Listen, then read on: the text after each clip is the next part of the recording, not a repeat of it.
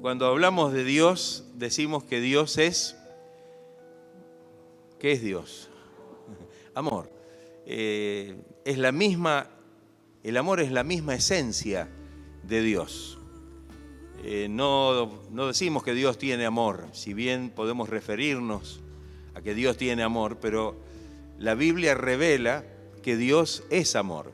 La esencia del ser de Dios es amor. Y esto es tan importante para nosotros. El acercarnos a Él significa que realmente podemos estar en contacto con esta fuente de amor inagotable y eterna. Amén. Creo que es así como Dios es eterno, este atributo de Dios evidentemente también es eterno. Amén. Y qué garantía maravillosa nos regala el saber que estamos cubiertos por el amor de Dios. Amén. Todo en esta vida va a pasar, y aún las cosas que tienen que ver muchas veces con el ministerio cristiano y con los dones y con las manifestaciones espirituales, un día se va a terminar todo esto. Y dice que todo esto acabará, pero el amor nunca dejará de ser. Amén. Hay tres virtudes que coronan justamente esta bendición de Dios. Y es la fe, la esperanza y el amor. Estos tres dice la Biblia. Pero el mayor de ellos, el más importante, es el amor. Cuando hablamos del amor de Dios, estamos hablando entonces de la misma esencia de Dios. Estamos hablando de lo que realmente el Señor hace en nuestra vida a través de ese amor maravilloso. Si hay un texto en la Biblia que habla mucho acerca del amor de Dios, ya ustedes saben que es Primera de Juan, que vamos a leerlo. Primera de Juan, capítulo 4, versículo 8. Juan 4, Primera de Juan, 4.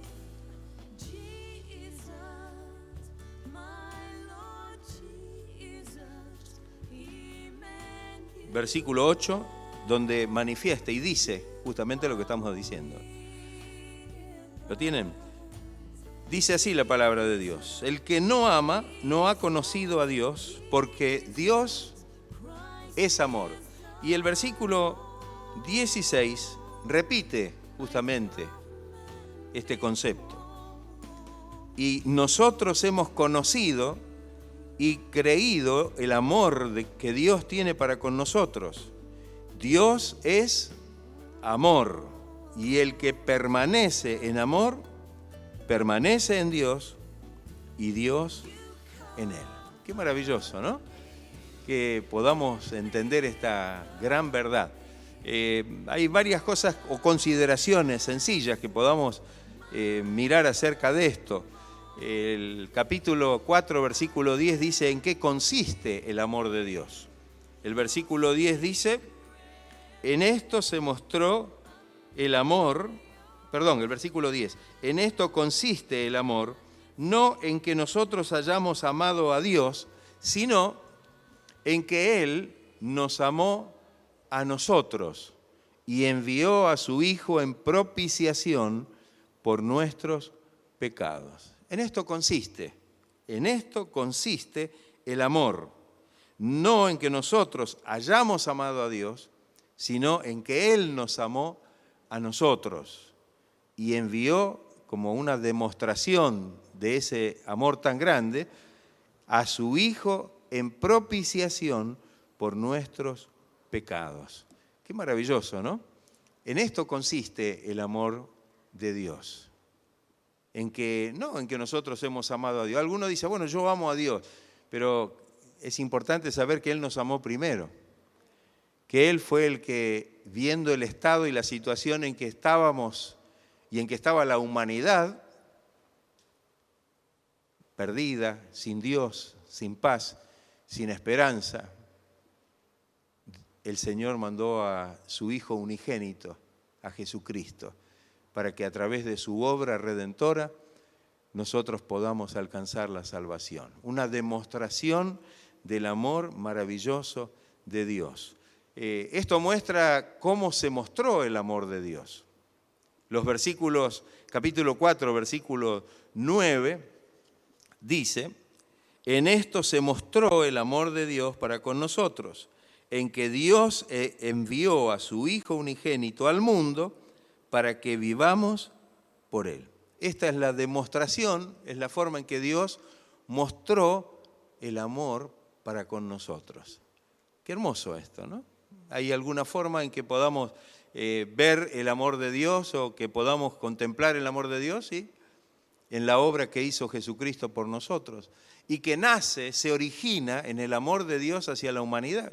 Por eso comenzamos mencionando el texto de Juan 3:16, porque de tal manera amó Dios al mundo, que envió a su Hijo unigénito para que realmente el mundo pueda ser salvo a través de la fe en Él.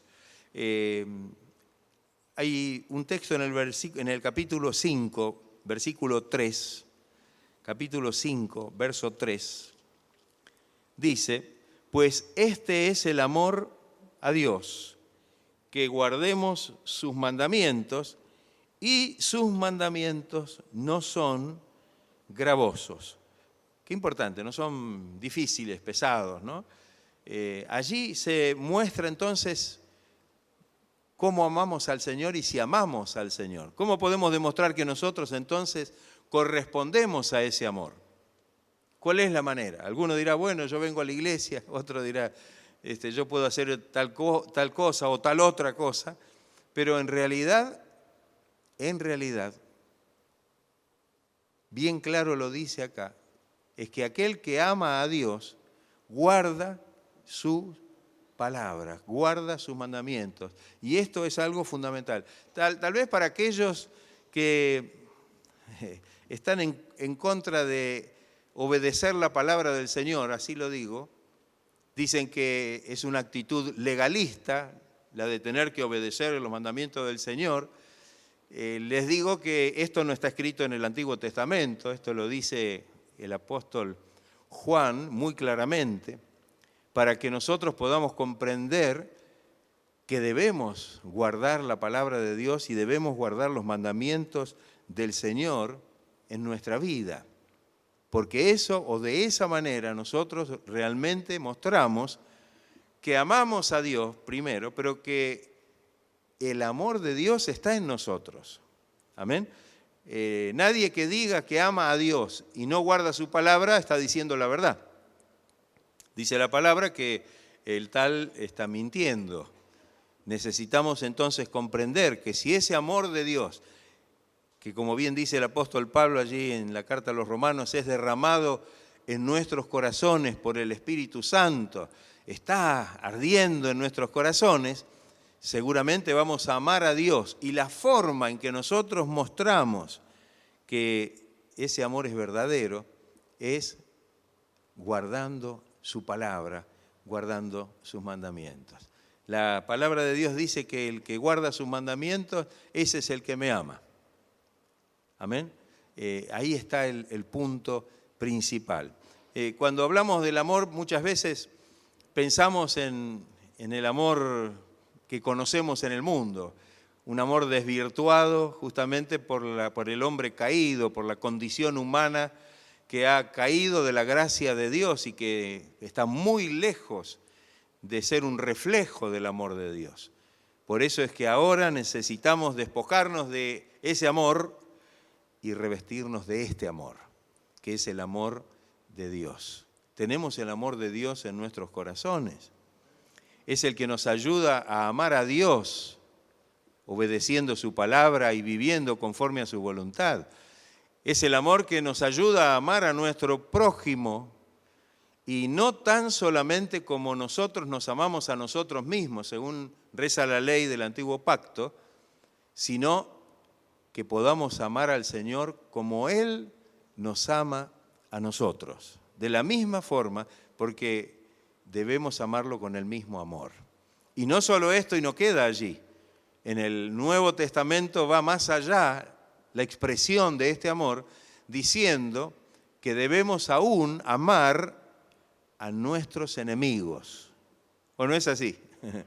a amar a nuestros enemigos. Así que de alguna manera entendemos lo importante que significa. Dice que Dios muestra su amor para con nosotros, en que siendo nosotros pecadores, Cristo murió por nosotros. Eso significa que aún siendo nosotros enemigos de Dios, estando en el pecado, porque todo aquel que está en el pecado es enemigo de Dios, está en estado de enemistad con Dios. Y esto nos compete a todos.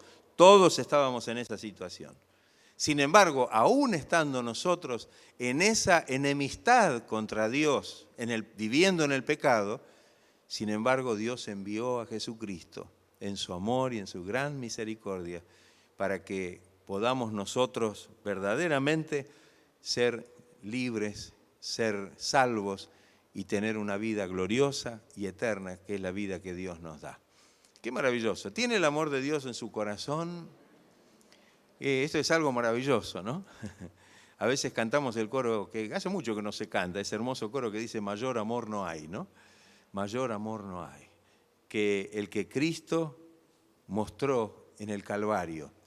Y es el amor que el Señor tiene que sí derramar en nuestra vida, en nuestros corazones, para que podamos verdaderamente entonces amarle a Él por sobre todas las cosas y que podamos amar a nuestros hermanos, a nuestros amigos, a nuestro prójimo y también aún a nuestros enemigos. ¿Usted ama a Dios? Medio livianito el amor, el amén. ¿Usted ama a Dios? ¿Usted ama a su hermano, a su prójimo? ¿Sí? Ahí salió un medio más flojo. El amenómetro tendríamos que tener. ¿Y usted ama a sus enemigos?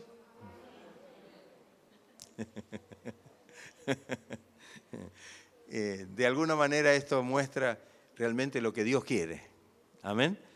El amor de Dios. Alguno dirá, bueno, pero qué cosa difícil nos pide el Señor. Mire, no nos pide nada difícil que Él no haya hecho por nosotros. Porque como dijimos, cuando Él nos amó, nosotros éramos enemigos de Él.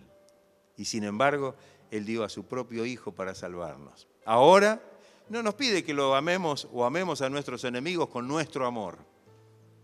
No, ahí sí no lo vamos a poder hacer.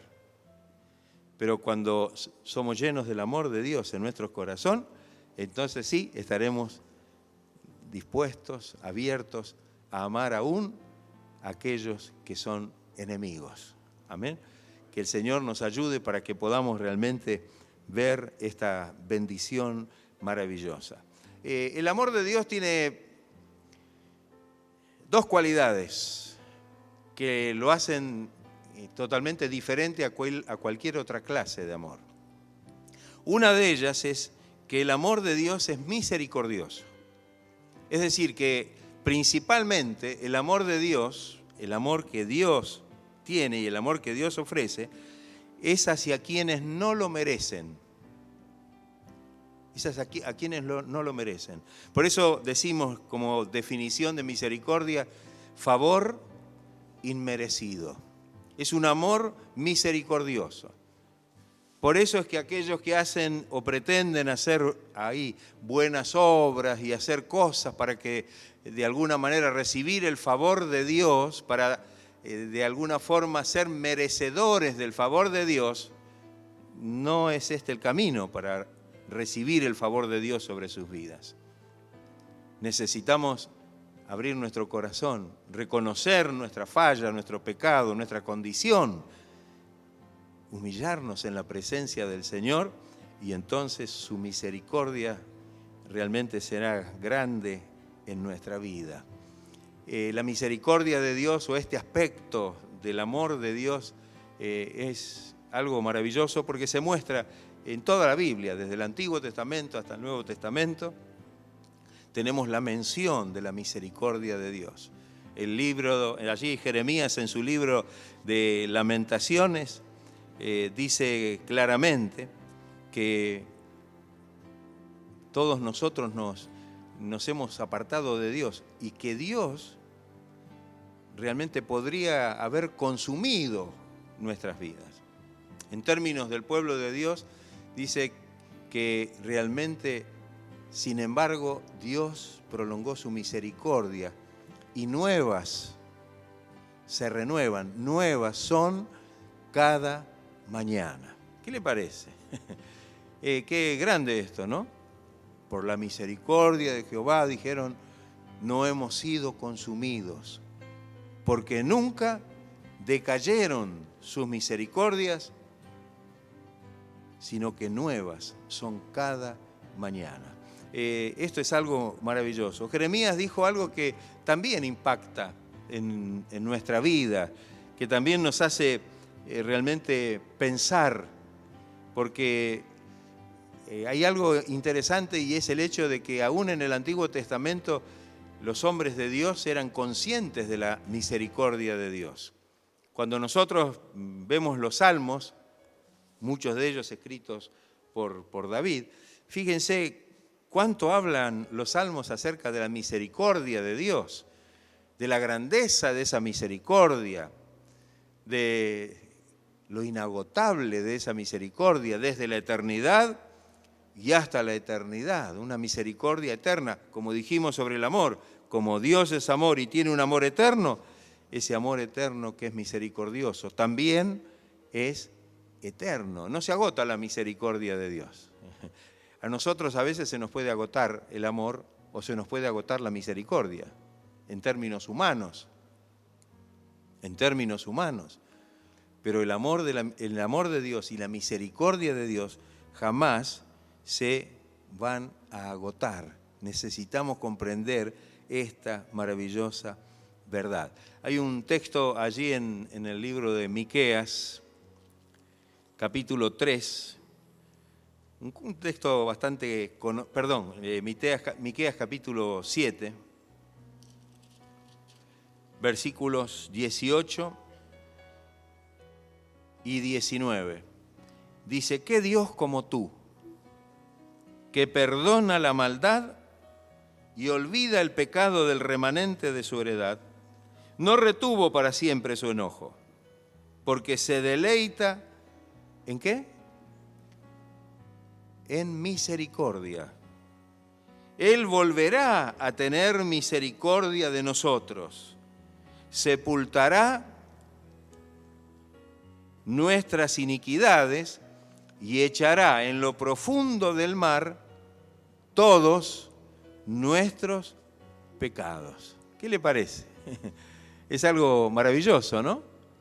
Que podamos comprender esta obra tan grande que Dios hace con nosotros. Jeremías llegó a decir en el capítulo 31 de Jeremías, versículo 3, Jehová se manifestó a mí hace ya mucho tiempo, dice Jeremías, y le dijo, con amor eterno te he amado, por tanto te prolongué mi misericordia.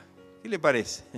Con amor eterno te he amado, por lo tanto te prolongué mi misericordia. Es cierto que a veces nos ha pasado que si hemos hecho algo que finalmente hemos reconocido que ha sido,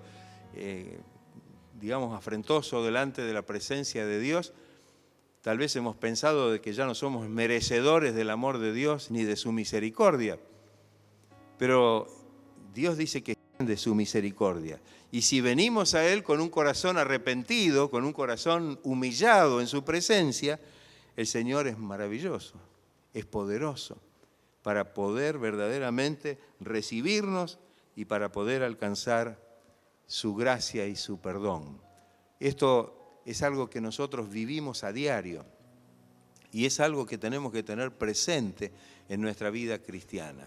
No para que lo usemos como si fuera algo que nos da la licencia entonces para pecar, para hacer lo que no está bien, y bueno, total Dios es amor, total Dios es misericordioso.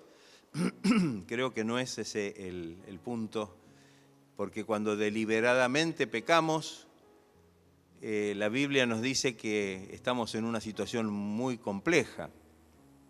Hay un texto en la carta a los Hebreos, que no lo voy a leer ahora, pero léalo en su casa, capítulo 10, versículos 26 en adelante de Hebreos, y que el título de ese pasaje dice, advertencia al que peca deliberadamente.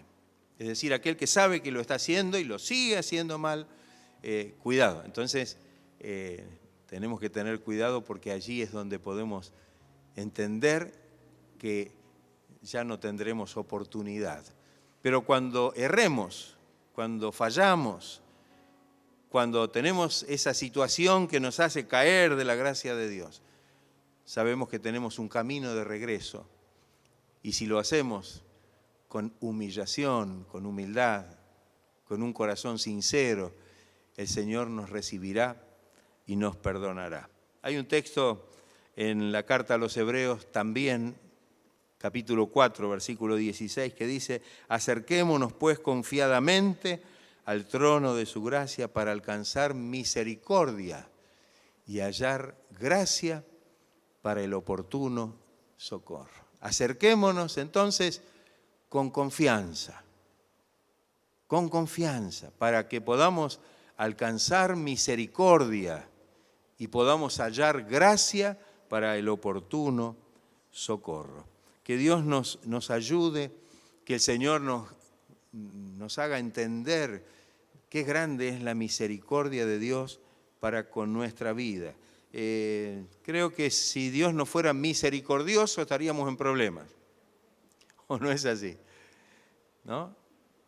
Estaríamos en problemas.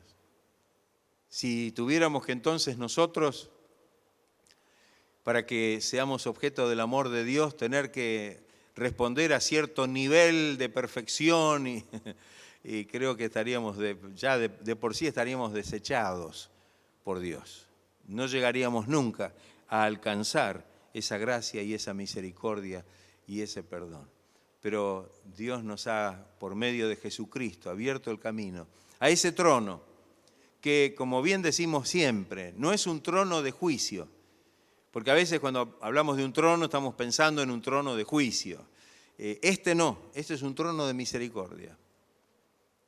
Este es un trono donde nos invita el Señor a acercarnos con confianza para alcanzar la misericordia y para hallar gracia para el oportuno socorro. Qué hermoso esto, ¿no? Que podamos nosotros entonces comprender esta verdad y que podamos verdaderamente vivir de esta manera. Creo que todos necesitamos hacer uso de esto. Si miramos a los hombres que están descritos en la Biblia, los hombres que aún están descritos como hombres de fe inclusive, vamos a ver que necesitaron usar de esta bendición, de esta provisión que Dios hizo. Porque todos fallamos en algún momento, ¿o no? ¿Usted nunca se equivoca?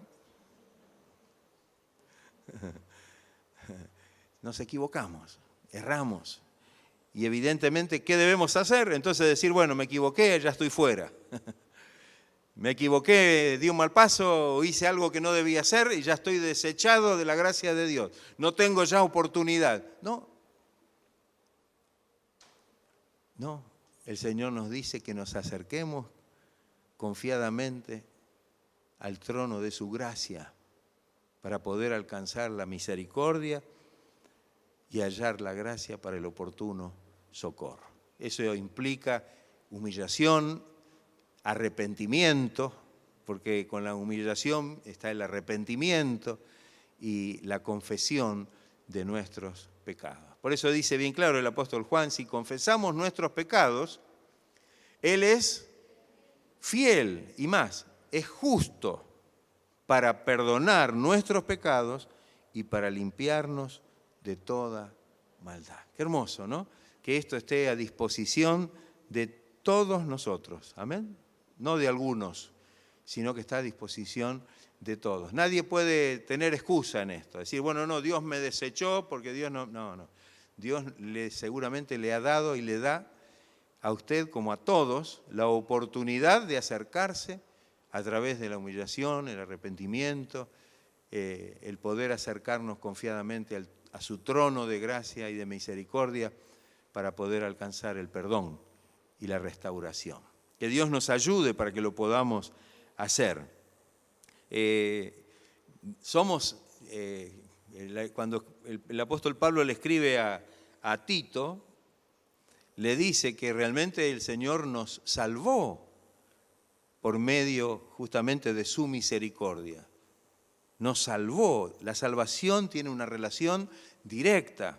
En Tito 3:5 dice que nos salvó no por obras de justicia que nosotros hayamos hecho, sino por su misericordia, por la renovación en el Espíritu Santo y por el lavamiento de la regeneración. Ahí está. Pero lo primero que menciona es por su misericordia.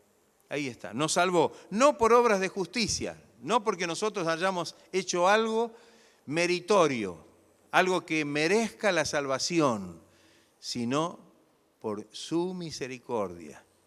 Lo primero, es decir, el amor misericordioso que atiende a aquel que no lo merece.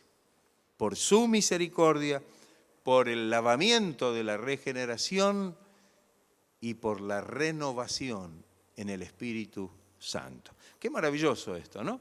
Que esto es algo que debe cumplirse también en nuestra vida.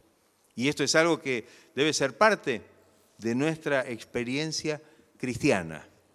Amén, hermanos, de nuestra experiencia cristiana. Y la última cualidad que quiero mencionar del amor de Dios es la fidelidad. Es la fidelidad. Y creo que esto es algo hermoso, ¿no? Hay el texto de Lamentaciones que hoy leímos, que recordamos, capítulo 3, versículos 22 y 23. Dice Jeremías: por la misericordia de Jehová no hemos sido consumidos, porque nunca decayeron sus misericordias. Nuevas son cada mañana, y termina diciendo: grande es tu fidelidad. Grande es tu fidelidad. ¿Qué le parece? Ahí está. Grande es la fidelidad del Señor. Esto es algo que nosotros debemos también comprender, que tenemos un Dios que es fiel. ¿Usted cree que Dios es fiel para con nosotros? Claro, Dios es fiel. Dios es un Dios fiel. ¿Sabe? La palabra, la raíz hebrea de donde se traducen las palabras fiel o fidelidad, dice en el Antiguo Testamento, significan soportar, permanecer, apoyar. Cuando se aplica a una persona, significa una persona en quien otra puede apoyarse con seguridad. En el griego, en el Nuevo Testamento, significa confiable o digno de confianza. ¿Usted tiene confianza en el Señor? ¿Es digno de confianza el Señor para nosotros? Claro. Él es fiel, Él es fiel. Aunque nosotros seamos infieles, dice el apóstol Pablo, Él permanece fiel. Y esto tenemos que saber interpretarlo correctamente. ¿Amén? Dios no puede negarse a sí mismo, dice el texto. Si nosotros en un momento nos volvemos atrás, nos volvemos en infidelidad y ya no lo seguimos al Señor, dice que Él permanece fiel. Algunos interpretan esto como que, bueno, de todas maneras, aunque yo sea infiel, el Señor sigue bendiciendo mi vida porque Él es fiel. Estamos equivocados, no es esa la interpretación. Esto significa que no vamos a modificar por esto, o por nuestra actitud, o por nuestra rebeldía o rebelión contra Dios, no vamos a modificar el hecho de que Dios sea un Dios fiel. Porque Dios es fiel, y le voy a decir algo importante porque esto lo dice y es una enseñanza muy básica de la Escritura en general. Dios es fiel porque Dios está comprometido no con usted y conmigo. ¿Qué dice la Biblia? ¿Con quién está comprometido Dios? Consigo mismo. Amén. Por eso dice que Él no puede negarse a sí mismo. Entonces no vamos nosotros con nuestra infidelidad a ser infiel a Dios o a hacer que Dios no sea fiel a su palabra. No, Él va a seguir siendo fiel. La promesa sigue en pie. Su palabra, dice la Biblia, que es inmutable. ¿Qué quiere decir inmutable? que no cambia, que no cambia. Entonces, esto significa que si nosotros somos infieles, Dios permanece fiel. Lo que necesitamos nosotros es abandonar la infidelidad y acercarnos al Señor. ¿O no es así? Salir de ese estado de infidelidad, de haber caído y poder acercarnos al Señor. Quizá como lo hizo David en algunas ocasiones. ¿O no es así? ¿Sí? Sí. ¿David era un hombre de Dios? ¿Tiene alguna duda? Era un hombre de Dios. Es más, la Biblia cuando señala el Señor a través de la palabra nos deja ver algunas cosas interesantes con relación a algunos personajes bíblicos, ¿no? Y con respecto a David dice algo que nos llama la atención, que era conforme al corazón de Dios. Y alguno dirá, bueno, pero él erró, cometió pecado, ¿sí? Era un hombre, era un ser humano. Pero como dijimos antes, tuvo la oportunidad, y esto lo tenemos, si lo quiere leer, en el Salmo 51, la oportunidad de acercarse al Señor humillándose, declarando y confesando su pecado, como dice en el Salmo 32, y allí pudo sentir que el Señor lo había perdonado. Un verdadero y genuino arrepentimiento para alcanzar el perdón, la gracia, la misericordia de Dios sobre su vida. Yo digo, qué importante esto, ¿no? Qué importante para nosotros también. Pero tenemos un Dios que es fiel. Fidelidad implica estabilidad, firmeza, certeza, permanencia. Y esto es algo que nos hace sentir seguros. Sé que Dios no se mueve, que Dios no cambia. ¿Qué sería de nosotros si Dios fuera un Dios cambiante? ¿Qué le parece? Hoy nos dice que nos ama y mañana dice que ya no nos ama tanto y que pasado mañana dice que no nos ama por nada.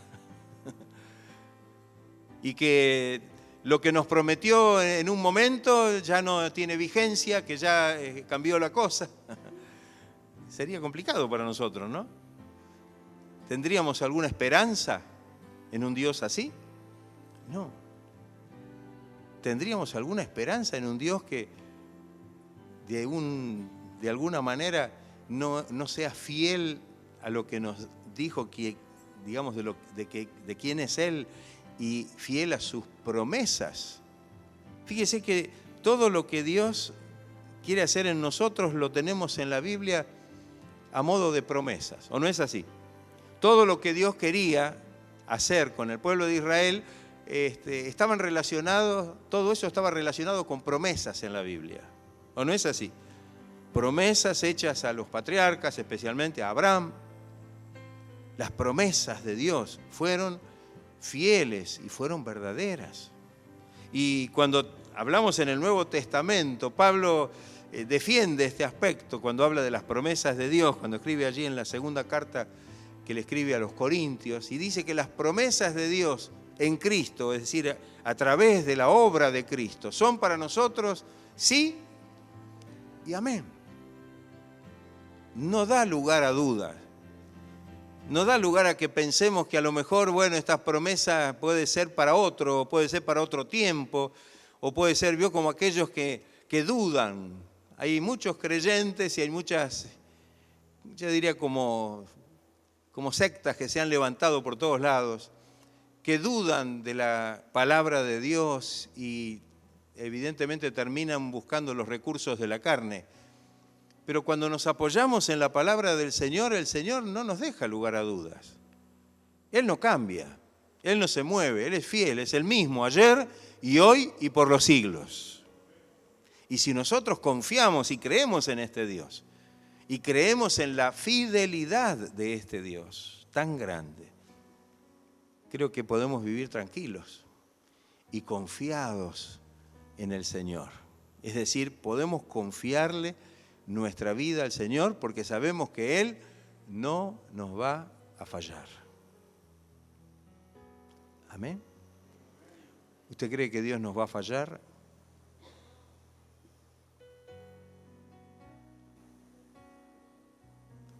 Nosotros cantamos, cuando cantamos ese coro tan lindo, todo solo confío en el Señor, y decimos al final, no me fallará. ¿Pero lo creemos? ¿De verdad creemos que Él no nos va a fallar? Sabe que los que fallamos somos nosotros. Nosotros somos los que tenemos la falla. Pero Dios no. Dios es infalible. Entonces, confiamos en este sentido, en la fidelidad del Señor. Esto nos hace descansar. Esto hace que podamos confiadamente poner nuestra vida en las manos de este Dios maravilloso, que es fiel y que no va a cambiar, que su palabra es fiel y verdadera y que absolutamente nada de sus promesas y de su palabra se va a modificar. Y esto a nosotros nos da una gran seguridad, una gran seguridad. Y esto es algo que debemos disfrutar, hermanos. Debemos darle gracias a Dios por esta bendición. Por eso es que el creyente tiene que ser consciente de esta verdad y vivir en esta relación con el Señor, entregando totalmente su vida al Señor, confiadamente, con toda confianza, sabiendo que Él no le va a fallar. A veces la desconfianza hace que nosotros no estemos abiertos a dejarle nuestra vida al Señor. Que tengamos reservas. Bueno, mire, por las dudas esto... Pero creemos firmemente que Dios no nos fallará. Que Él será fiel y que esa fidelidad del Señor realmente es para siempre. Hay textos en la palabra del Señor que hablan acerca de la fidelidad del Señor. El Salmo 89, verso 8 dice, oh Jehová de los Dios de los ejércitos, ¿quién como tú? Poderoso eres y tu fidelidad te rodea. Amén. Mire lo que dice el salmista en este salmo. En el 119, versos 90 y 91, exclama, de generación en generación es tu fidelidad. Tú afirmaste la tierra y subsiste. Subsiste. Por tu ordenación subsisten todas las cosas hasta hoy, pues todas ellas te sirven. De generación en generación es tu fidelidad. Qué importante esto, ¿no? Es un Dios fiel, fiel en todo el sentido de la palabra. En 1 Corintios, capítulo 10, versículo 13, dice, no os ha sobrevenido ninguna tentación que no sea humana, pero fiel es Dios, que no os dejará ser tentados más de lo que podáis resistir, sino que dará también, juntamente con la tentación, la salida para que podáis soportar. Aún en las situaciones que debemos enfrentar, aún en las situaciones que podemos decir que las podemos encasillar como pruebas en nuestra vida, tenemos que saber que dice que no nos ha sobrevenido ninguna cosa que sea sobrehumana, que vaya más allá de lo que nosotros podamos resistir. Pero no solo eso, sino que también nos dará juntamente con esa prueba y con esa tentación que debamos atravesar, la salida para que podamos resistir. Así que, qué importante. Alguno dice, bueno, mire, estoy pasando por este momento, parece que a lo mejor ya nos hace dudar de la fidelidad del Señor. Mire, Señor, no, el hecho de que Dios sea fiel no quiere decir que no tengamos ninguna dificultad que atravesar, que no seamos probados en alguna circunstancia de nuestra vida o que no pasemos por alguna tentación. Pero dice que ninguna de estas cosas que puede sobrevenir a nuestra vida será, como bien lo explica la palabra, o irá más allá de lo que nosotros podamos resistir. Pero aparte de esto, dice que nos dará también, juntamente con esa experiencia, nos dará la salida para que podamos soportar. No dice la salida para disparar, ¿no? El exit para salir. No. Para que podamos soportar. Y esto a mí me habla de otro término muy importante, que es la paciencia. Porque la paciencia es la capacidad de soportar triunfalmente bajo una presión o bajo una carga o bajo una prueba o bajo una tentación. Y ahí estamos, esa paciencia, teniendo en cuenta que la paciencia en el contexto de la Escritura y de la revelación bíblica es un fruto del Espíritu. Amor, gozo, paz, paciencia. Entonces, qué importante para nosotros que si Dios permite alguna de esas cosas, es para ejercitar nuestra paciencia y que de esta manera podamos ser fortalecidos espiritualmente y podamos salir vencedores y victoriosos de toda circunstancia que debamos atravesar en nuestra vida. Sabiendo encima de toda esta situación y de todo lo que nos compete aquí en la tierra, que Dios por encima de todo es fiel. Y que por encima de todo Dios está en control de toda situación o circunstancia que pueda venir a nuestra vida. Amén. ¿Puede haber algo que se le escape al Señor? No. A nosotros sí. Hay cosas que se nos olvidan, ¿no? ¿No se olvida usted de alguna cosa? Bueno, a lo mejor después de unos años se va a empezar a olvidar de algunas cosas. Pero Dios no se olvida. Él está siempre atento a nuestras necesidades.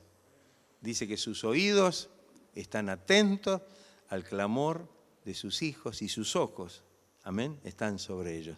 Que el Señor nos ayude para que podamos tener esta confianza y esta seguridad en el Señor. Así que podamos ser realmente firmes en nuestra fe. En la carta a los Tesalonicenses, capítulo 3, segunda carta, capítulo 3, verso 3, dice: pero fiel es el Señor, que os afirmará y guardará del mal. Ahí está. Es fiel el Señor. Nos tendremos que pasar por alguna situación, pero Él dice la palabra que nos afirmará, nos dará la firmeza y nos va a guardar del mal o del malo. ¿Quién es el malo en la Biblia? Satanás, el diablo. ¿Tiene usted confianza en esto? ¿Tiene confianza en que el Señor lo guardará de todo mal? Claro. Y Dios es fiel. Que el Señor nos ayude en esta tarde para que podamos comprender el gran amor que Dios ha tenido por nosotros. Un amor que tiene, entre tantas virtudes y cualidades, estas dos tan sobresalientes. La misericordia, que no la podemos separar del amor de Dios. Y la fidelidad, que tampoco la podemos separar del gran amor de Dios por nosotros. Que el Señor nos ayude y que estemos agradecidos. Que esto nos dé la fortaleza espiritual necesaria para vivir confiados en el Señor. ¿Usted vive confiado en el Señor? ¿Vive confiando en el Señor? Van a venir dificultades, problemas, cosas que aparecen y que de ahí por momentos parece que la cosa se nubla. Pero, ¿qué hacemos? Debemos seguir confiando en el Señor y sabiendo que tenemos un Dios que es totalmente fiel, que Él no nos va a fallar. ¿Usted cree en este Dios poderoso? ¿Tiene esta confianza en el Señor? Amén. Vio que muchas veces dicen: no, el Señor se olvidó de mí. ¿Vio? Hay muchas personas que les pasa algo, están pasando un momento de adversidad o dificultad. El Señor se alejó de mí, el Señor se olvidó de mí, el Señor me dejó, el Señor... Y no es el Señor. No, el Señor no nos deja. Si Él prometió: no te dejaré, ni te desampararé. Y lo prometió, el Señor hizo la promesa. No te dejaré, ni te desampararé. ¿Cree usted la promesa que hizo el Señor? Amén. Aún en las pruebas, en las luchas, en los problemas, las dificultades y las situaciones, esa palabra está en pie. esa promesa, pues es una promesa que hizo el Señor. No te voy a dejar ni te voy a desamparar. Es una promesa. Está en pie y está hecha por este Dios maravilloso, misericordioso y con una gran fidelidad. Entonces, que podamos realmente vivir con esta confianza en el Señor. Vivimos tiempos muy difíciles, donde miramos a nuestro alrededor y son tiempos complicados, ¿no es cierto? Todo lo que ocurre tal vez alrededor de nuestra propia vida, con problemas y dificultades que afectan o tienen relación directa con nuestra experiencia aquí en la tierra. Y cuando miramos un poco alrededor y que, bueno, vemos lo que está pasando en el mundo, pero en medio de todo esto le damos gloria al Señor. Y decimos, bueno, el Señor está cumpliendo su promesa. Y todas estas cosas son señales inequívocas de que verdaderamente su venida está cerca. Y que el Señor está pronto para venir a buscar a su pueblo. El Señor es fiel. ¿Cumplirá la promesa de venir a buscar a su iglesia? ¿O nos va a dejar acá que nos arreglemos como podamos frente a todo lo que pasa en el mundo? Mire, está cada vez peor la cosa, ¿no? Sí, se teme una tercera guerra mundial y esto y aquello y todos los males que puede traer todo esto a la humanidad y todas las cosas.